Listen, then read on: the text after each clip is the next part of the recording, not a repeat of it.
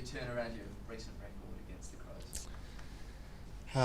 It's a good question. We're really excited for this week. Obviously, they've had the better of us in the last couple of showdowns, and the boys are really excited to hopefully swing it back in our favour. I think they're one in front overall in the showdowns, but for us, it's putting ourselves in a position for the rest of the year, and it doesn't matter who we come up against these next couple of games. We've said from the start of the season that we want to make finals and go deep into finals, so this is good preparation for us and another game that we definitely want to win. Is there any other desire, though, given it's like the last three or something they've won, that you want to get the win back? Yeah, there's clearly some rivalry in wanting to beat the side that's across the town, but like I said, we've got some really ambitious goals this season, and that's to go deep into finals. So these last two games are really important for us to set up where we finish on the ladder. We know how close it is at the moment, and as I said before, it doesn't matter who that team is across from us for the next two games. We've got to bring our attitude that we've had for the last month or so and put ourselves in a position to hopefully achieve what we want to achieve. Has it been, to reflect on the record, has it been contests where they've got on top of you perhaps in those recent meetings, and the way you've been able to improve in that area in the last month, does that give you confidence that you can swing the top? Yeah, 100%. They're really strong around the ball. They play a really high pressure brand of football, and probably got too many easy goals against us last time out the back with their speed, with their forwards. So, like you said, we've taken a big step the last month or so with our contest and our football, and our midfielders in general have taken a big step. I think we've sort of identified what makes us a good side, which is our contest and our pressure, and that's pretty similar to the Crows. So, yeah, you can probably expect a pretty contested game. Do you feel like everything's kind of clicking fully into place at the right time for you guys at the moment? Yeah, I think so. We're really proud of our last month of. I guess the sides we've come up against are definitely no easy beats, and they've been up there through the best part of this season, Sydney and Carlton and Melbourne, and I feel like things are starting to click, and as I said just before, we've sort of figured out what our best brand of football is and how we can get the best out of our core group. We've been pretty fortunate with injuries and that sort of stuff, and sometimes it can come down to peaking at the right time, so hopefully we can keep this momentum going. You touched on your hopes for the season, but Fogarty did say earlier in the week they'd love to put a stop to your top four chances. Do you have any response to that? Oh, not really, to be honest. I'm excited for this week. The rivalry is what it is. We're excited to go up against the Crows, no matter when it is in the season or whose record is where it is. So we're just excited to get out there and play, and as I said before, to set up our season hopefully for some bigger goals. You talk about those deep finals ambitions six weeks ago. They looked close to shot. Was there a case of the fact that you almost hit in that period a rock bottom stretch that helped you rebound out of it? Like, just talk to how far the group's come since then.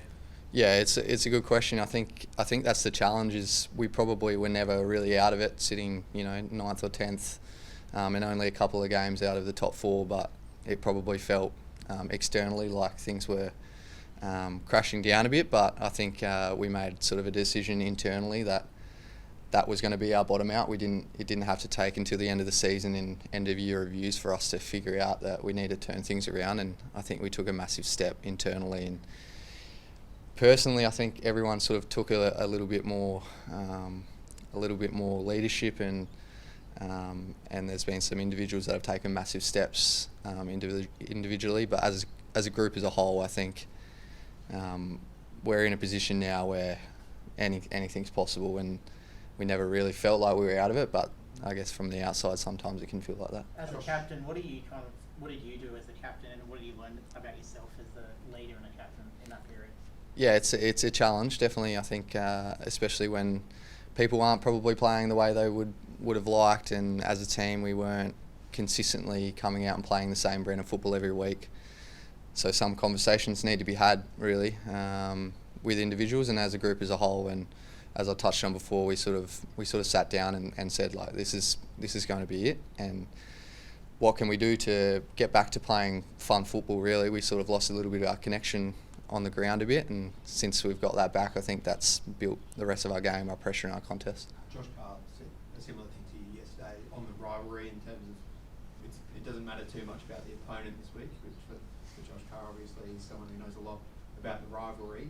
In previous years, we've heard a lot in Showdown Week about, you know, hating the Crows, what the Crows are. Is this time a little bit of a different sort of attitude into a showdown, of sort of taking yourself out of the rivalry and not focusing too much on the talk going in?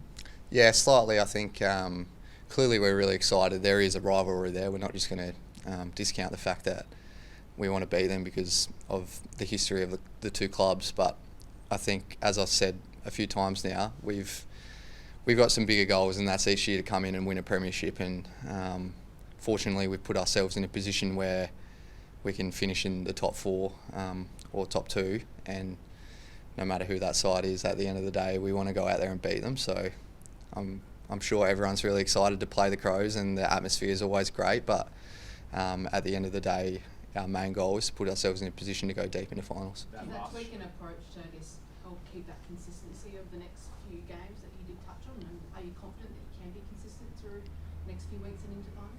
Yeah, 100%. We feel like now we know what makes us a good side, and I think that's the challenge for a lot of sides throughout the season. You can sort of fluctuate depending on who you play and people that come in and out of the team a little bit. We've had a pretty consistent group now for a bit over a month now, and we've sort of figured out what makes us tick. So it's the challenge of AFL football, is to be consistent. Fortunately, we're probably peaking at the right time, and the challenge now is to finish off the regular season the right way and give ourselves the best opportunity.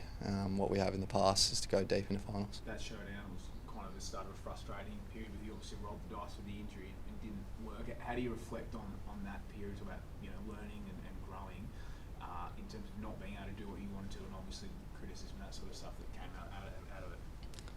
Yeah, it was a bit of a frustrating time. I've never really dealt with many injuries throughout my career, to be honest. So I was probably a little bit inexperienced in how to sort of approach that week. I really wanted to play, so I probably took it upon myself to sort of push myself out there when maybe I wasn't 100% ready to go, even though I sort of talked myself into it a little bit.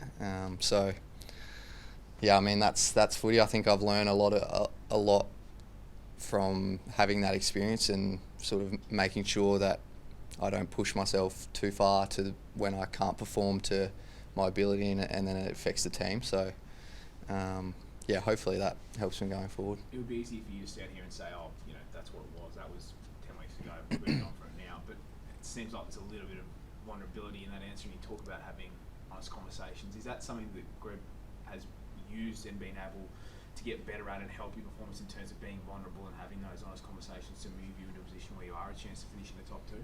Yeah, 100%, and not just me, but the whole group in general. I think some of the people in our team have sort of taken a step back and actually looked at what's going on from an outside point of view of what they actually need to get better at, instead of, I guess, going internal and accepting things for what they are.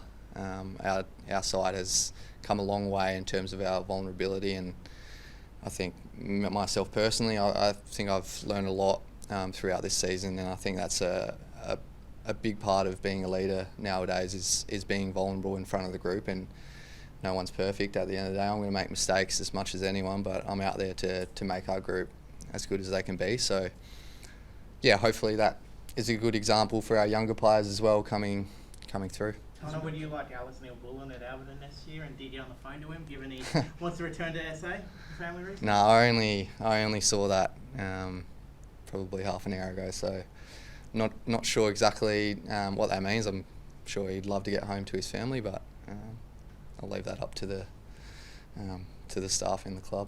Does Mitch give it a shot at training tonight, or would your lesson from earlier in the season be a cautionary note? Yeah, well, it's a slightly different injury, so you've got to approach every injury slightly differently. I think the plan is for him to do some sort of training tonight and see how it goes. I'm sure they won't be pushing him out there if he's not 100%. You hopped on a plane, just go back to Sim's question, you just hopped on a plane to have a chat with Brody Grundy almost this time last year. Is that something, when we do get to the silly season, I know you've got bigger aspirations right now, that you like to take a role in and want to sell the club and everything that's good about Port Adelaide to someone like an Alex, or maybe a good mate of Jack? Yeah, 100%. There's lots of people out there. It doesn't matter who it is, but we want to get better every year, and that includes going pretty hard through trade period, which we have done the last few years, and the draft. So, an important part of our side is getting people from interstate, and we've got a really good retention rate when we get people to come to our club, and that'll be no different this year. I'm sure there'll be some sort of movement, whether that's us or other clubs. So there'll definitely be some conversations to be had. Have you Last spoken to couple Jay? of- What's that, Have you sorry? spoken to Jay? We speak almost every day, so not specifically about the situation, but he's going okay. Surely if he is up for grabs, given your relationship with him, you'd like to back yourself with a bit of a there, so you don't go to the mob down the road? Yeah, I might have to do some convincing to do, but yeah, I'm sure he'd love to come home. He's a South Australian, but again, there's a lot to play out, and it's a very personal decision. You've obviously played footy Last with him one. as well. You know his ceiling and his upside. Do you think he's too good a player to not be playing AFL footy and to be left out of the team? Yeah, I think he's a great player, and I mean, you see it throughout every club. People go through patches where they're not playing their best footy and fall in and out of the side, but he's a great player, and he will be for the next 10, 15 years, I'm sure.